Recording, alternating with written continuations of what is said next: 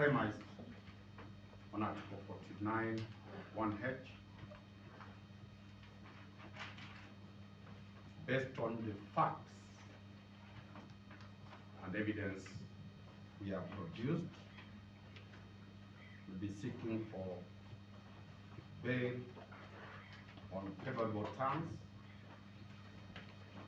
and also bond terms for all the six accused persons. Lord, the facts of this matter is one,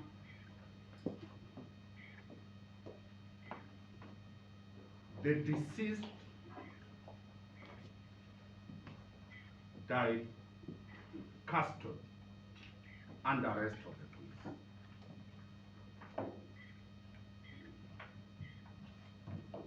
That is not disputed. Contrary to Section 387 of the CPC, that provides if anybody dies while in the custody of the police, an inquest shall ensue.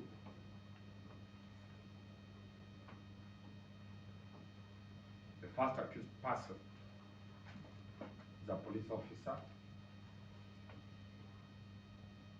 He had arrested the deceased, the two deceased people. He was not subjected to an inquest. Instead, he was charged. My Lord, number two is that the first accused person warns that the two accused persons were arrested at Kianjokoma market.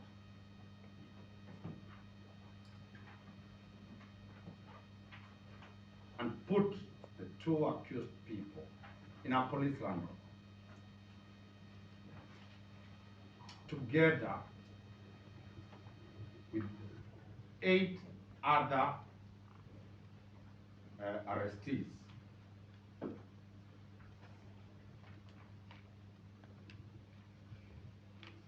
The 3 police officers sat behind the Land Rover.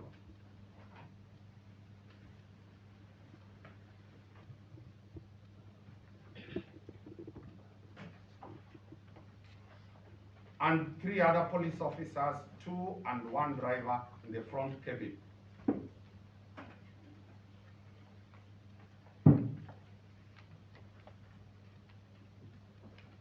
My Lord,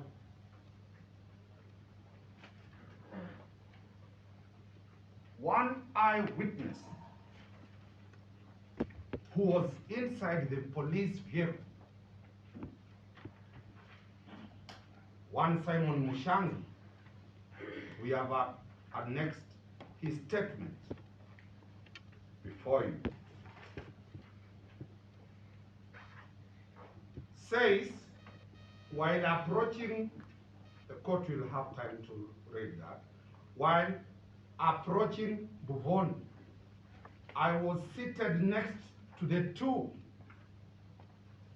persons who looked alike, and I believed they were brothers. They were seated at the corner of the vehicle on the left side. I saw the 2 jump out of the left side of the vehicle body. The body space, i.e. between the body rails, after pushing up the vehicle cover, the helmet. None of the occupants realized or raised an alarm, and the police appeared not to have noticed. That is the first step.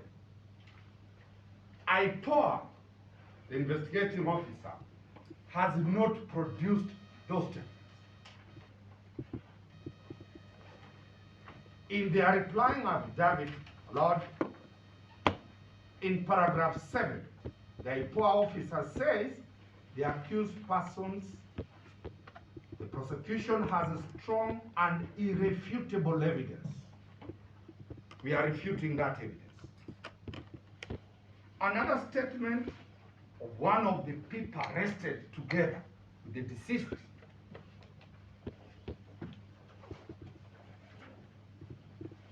one Kennedy Mukundi, equally in his statement, which we have annexed before you, confirms to have seen and heard the two deceased jump.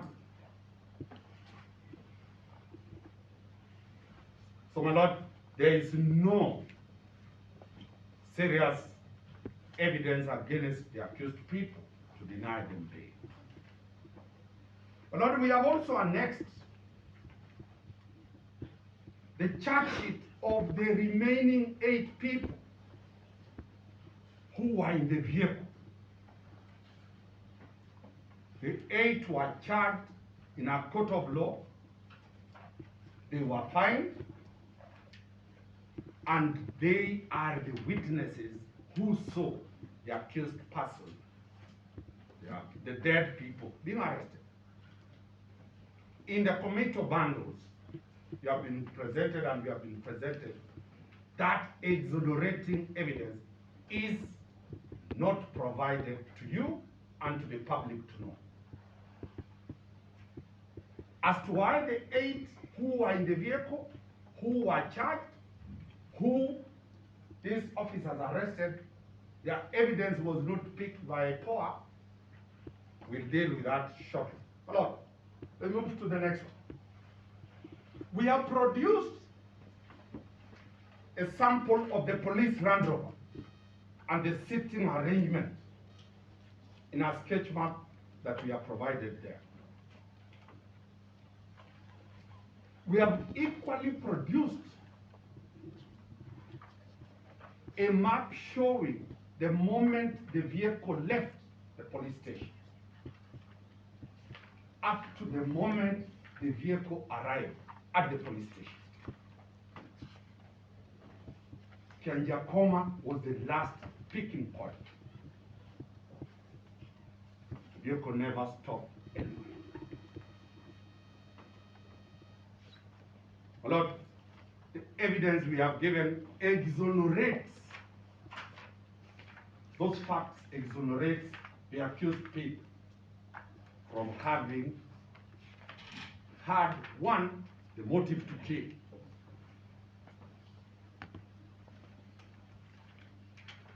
But Lord, the third angle is that the accused persons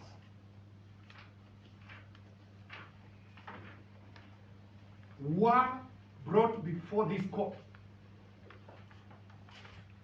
due to public pressure.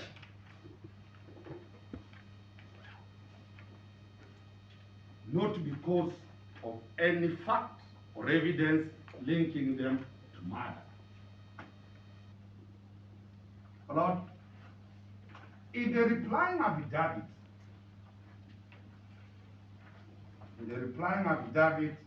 filed today in the morning,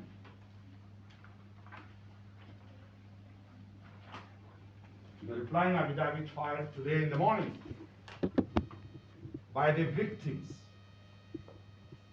represented by one Stephen Amimo Mugasho, and it's an affidavit dated the 23rd.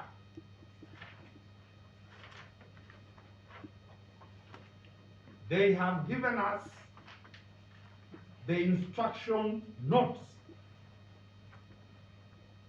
Lord, when you look at them, that is IMLU, representing the victims, the instructions they have from the family is that being the parents, and having requisite legal authority to act on behalf of the victim herein, I allow the independent medical legal unit to act in legal matters pertaining to this matter and to recover an equivalent of the amount they will spend on this case in case of compensation. The interest of the civil society is to recover compensation.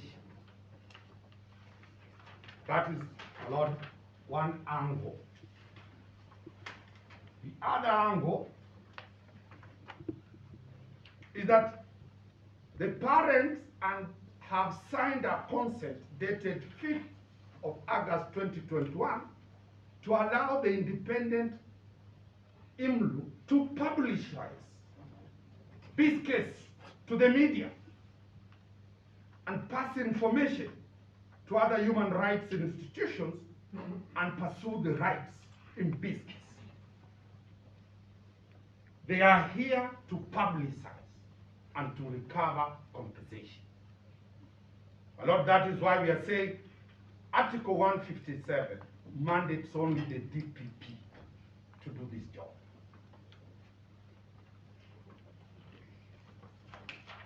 Therefore, the 6 people are charged here so that the civil society can obtain their financial interests.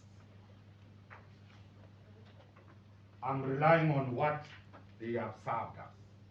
It is on record, the court will look at that. My Lord,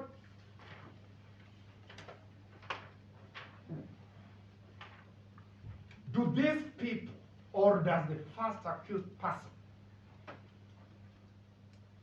deserve bail? My Lord, we urge you to get in the affirmative. None of the family members, the natural victim under Section 2, has deposed an affidavit.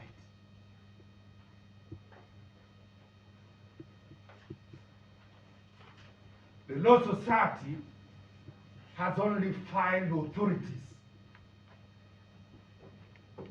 No deponing of affidavits. Lord, IMLO argues to justify absence of affidavits.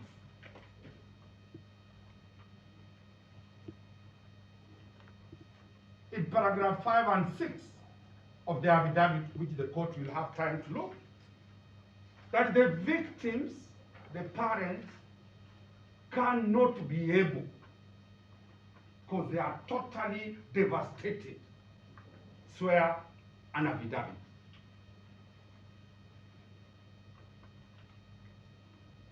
How then IMLU signs claims to represent the family is a question, my Lord, we are challenging.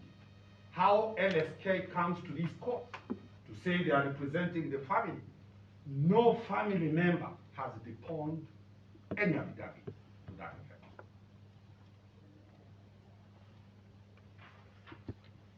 Allow me to move further. The state moves further to say the post-mortem report, which they are relying on, implicates the accused person. In the post-mortem report, Dr. Omari, that report, the doctor clearly puts it, well, they are trying to trace it. The doctor puts it that the injuries were occasioned by hitting on a rough surface. I'll read that. Dr. Wangari's report. There's a report.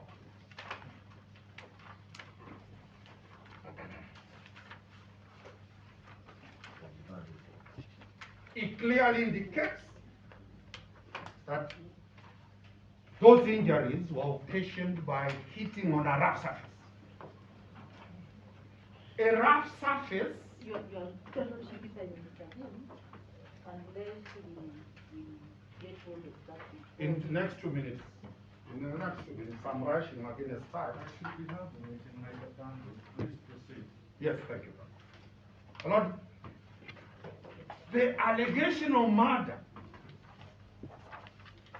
having a blunt trauma is different from hitting on a rough surface,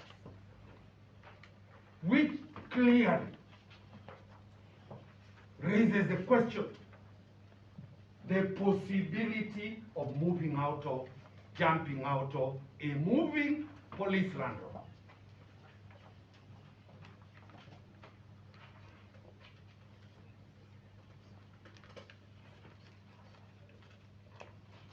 Lord, therefore, in terms of evidence and in terms of facts,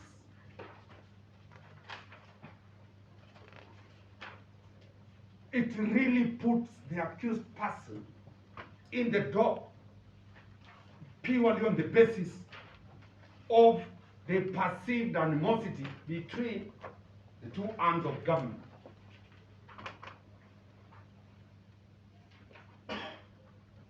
Lord,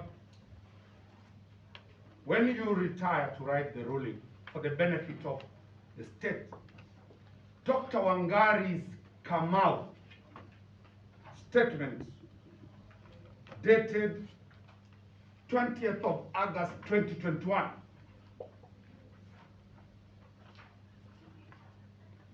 says the last page, the body had a disfigured face and scalp.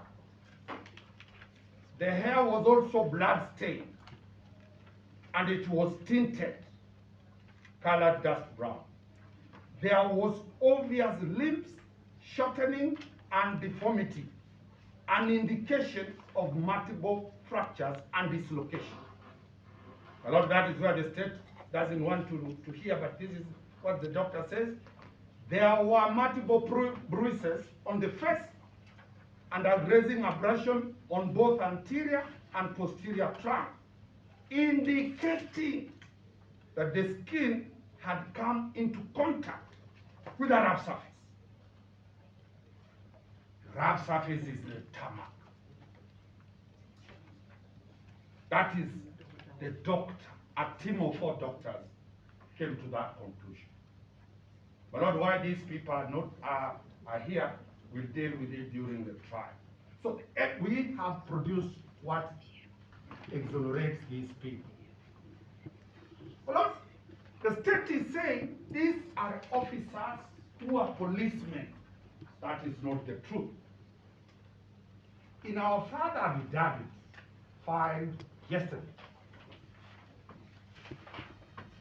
we have produced annexures of their interdiction letters. The interdiction letters, all of them are dated 16th of August 2021. They cannot access police weapons, not even their uniforms.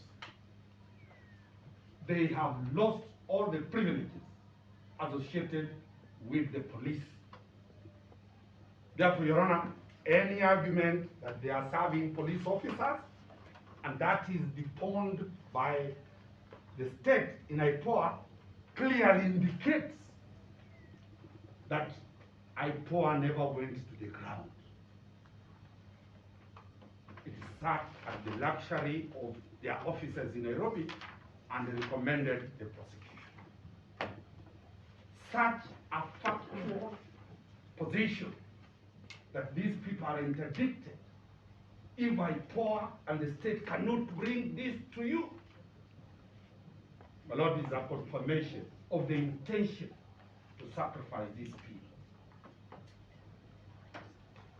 and have numbers in prison or in remand homes to justify existence of that investigating agency.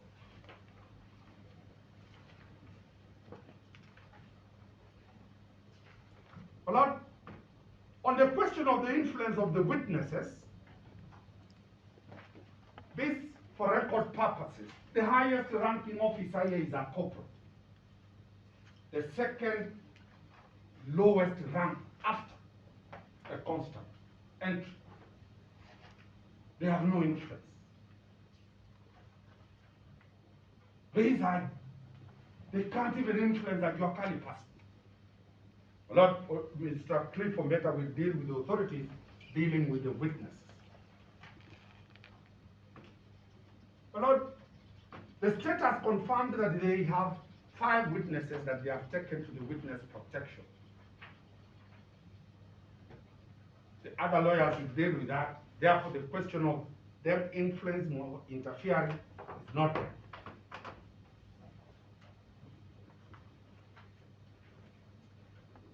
But the question where the state says these people don't have a fixed abode.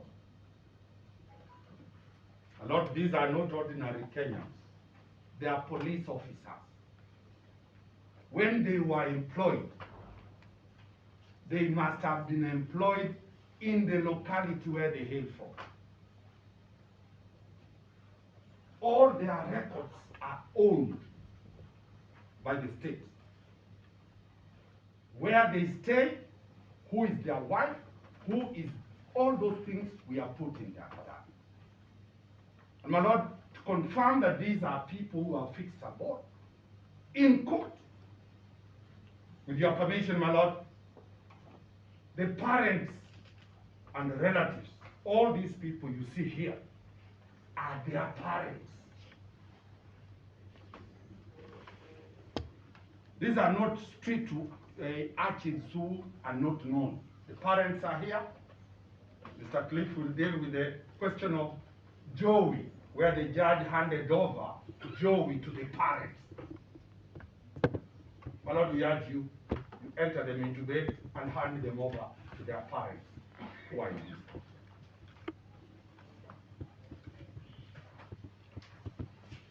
And lastly, to leave Cliff to finish, is the question of whether these people can cause a disruption of public order. But as I've said, they have no influence at all. The state cannot run away from their responsibility to protect every Kenyan. Every Kenyan pays taxes to be protected by the state.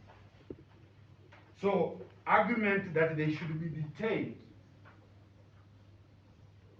that cannot be, because the number of prisoners that the Kenyan government can contain is a certain limit.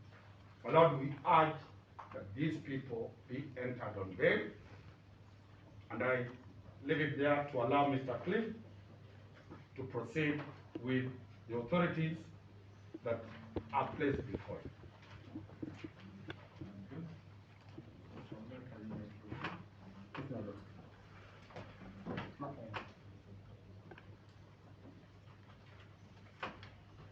My Lord, the issue of bail has been settled properly ever since the 2010 Constitution. Properly settled. And the state, in wanting to curtail these fundamental rights, in wanting to do so, under Article 49, it is very clear that they must bring compelling reasons. And for them to be able to show you that they have brought compelling reasons, the reasons must be that they must be strong. They must be persuasive. They must be irrefutable. They must be convincing. These are the reasons that they should give to this court. Of course, we do not have anywhere a definition of compelling reasons in our Constitution. So we will definitely rely on the dictionary. And both the thesaurus and the Oxford English Dictionary both state that. So what have the state come up with? The state have come up with issues like dare at flight risk. They will interfere with witnesses. They will threaten witnesses. And apart from that, they do not have a fixed abode. But let us just look that backward, and let's start from where the fundamental rights begin. Let us look at Article 19. And when you look at Article 19, it's Article 3A. The law is clear that these fundamental rights belong to an individual and not the state.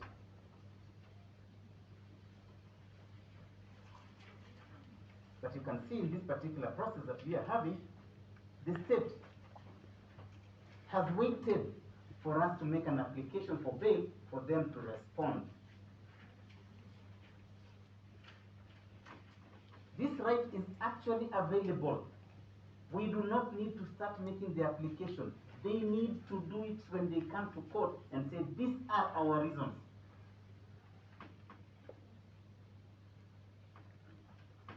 Let us look at Article 20. Who is supposed to recognize these fundamental rights? Article 20 is clear that all state bodies, the court, and everybody else must recognize that these fundamental rights do exist. They do exist.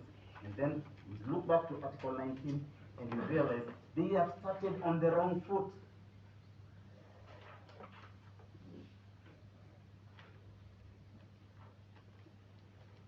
How do we implement them? This is when we come to Article 21. And again, all state bodies, the courts, the police, and everybody else is bound by these fundamental rights and ensure that they are implemented. Implementing them starts by wanting to grant these rights, not to curtail them as the state is doing now, wanting to grant. So it must start with a favorable outlook.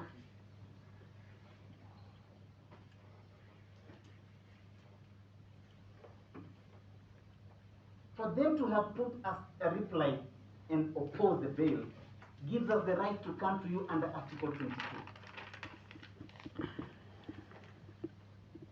When we notice that they do not want us to enjoy our fundamental rights, then Article 22 is what we go by, and this is why we are here also in court. We have seen the affidavits, we have seen the grounds, and we are telling you that now that they are refusing, please grant us this honor. Let us enjoy our fundamental rights. Once the court has recognized that, then what does the court do? The court then goes under Article 23 and Article 165 of the Constitution, both articles, whereby the court, after noticing that the fundamental rights are being curtailed, it then starts to implement them. Of course, the state will have told you that they have given their their compelling reasons, which I will come to attack later on. But then they should not ignore that Article 24 and Article 28 then brings up the issue of dignity. Do these people have dignity? Isn't dignity inherent in every person?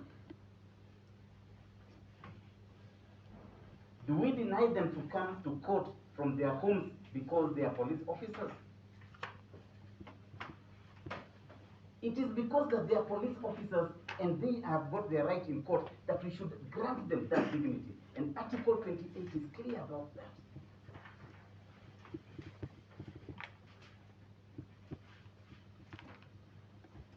I have seen in the replying affidavit of yes, I've seen in the, instead of going through it, but there is that provision. They are saying that these officers are in a position that the ground was so volatile that they are in danger. In danger from what, my lord? You are being told that there was tension on the ground. And so, the only place that they are going to be safe is to keep them in custody.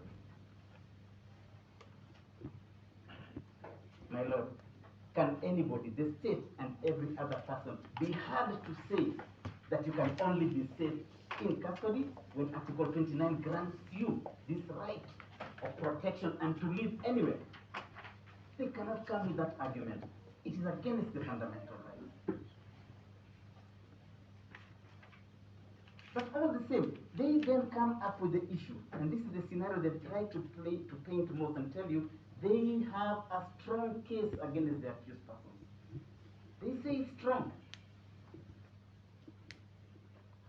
My learned colleague Danstan Omari has damaged their case, if that is their argument. But then again, how can the court be able to determine that?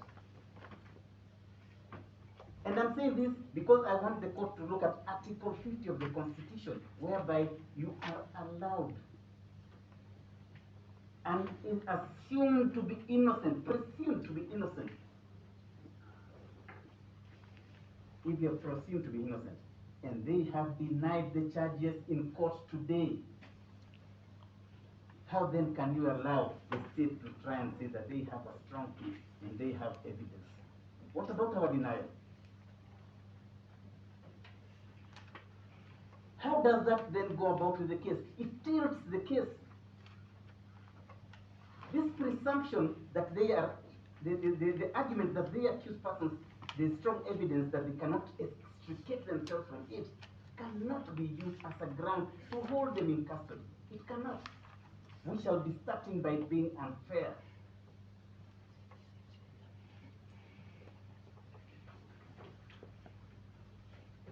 My Lord, in the cases of whereby an accused person, the state wants to say that an accused person shall abscond. The authorities of Richard Alden versus the Republic, which have been attached, that is case number 61 of 2012, before your sister, Justice Correa. In that case, it is very clear, and probably I'll tell you the page to look at, my Lord, page 4. And you look at the two paragraphs towards the bottom.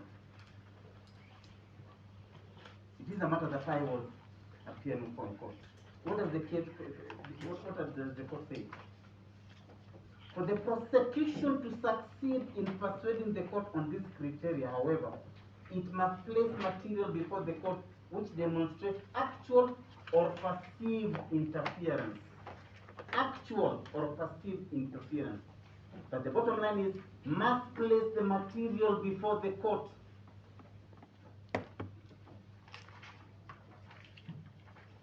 What material have they placed before you, my Lord, today to show that there was interference? Actual or perceived? Nothing is there before you. Not even a phone call, not even a witness who has been interfered with, not even an attempt to call any witness.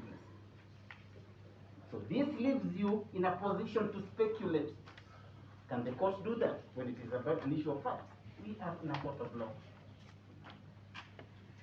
So if we are in a court of law, we forget assumptions, we forget imagination, we forget anything else that is a creation of the mind and place facts before the court, which they have not done today. And why does this law become very important to us? Because any fertile imagination will give you the sky as the limit, because they tell you anything, and the court should not believe that.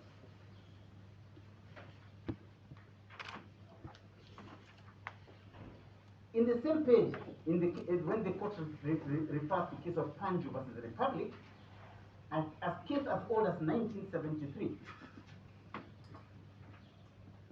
it is said that the prosecutor fear of interference with witnesses. Before anyone can say there would be interference with vital witnesses, at least some facts should be led to the court. Otherwise, it is asking for the court to speak. My word,